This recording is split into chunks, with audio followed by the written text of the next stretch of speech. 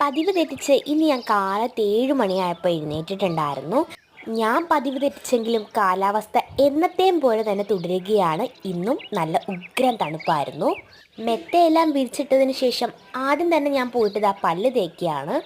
അടുക്കളയിൽ പാത്രങ്ങളുടെ തട്ടലും മുട്ടലും കേട്ട് ഒന്നെത്തി നോക്കിയപ്പോഴേക്കാണ് കാലത്ത് പാലപ്പാന്നുള്ള കാര്യം എനിക്ക് പിടികിട്ടിയത്. കറുത്ത പാലപ്പച്ചട്ടിയിലിരിക്കുന്ന വെളുത്ത പാലപ്പത്തെ കാണാൻ സുന്ദരിയായിട്ടുണ്ടല്ലേ. പൊമ്മച്ചി കാലത്ത് തന്നെ വളരെ തിടുക്കത്തിൽ പണിക്ക് പോവാണേ. ഒരു ഉച്ചയ്ക്ക് ആകുമ്പോഴേക്കും എത്തും.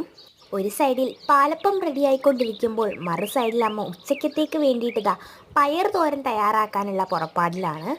അങ്ങനെ എനിക്കിതാ രാവിലെ പ്രാതൽ കഴിക്കാനുള്ള നേരമായി.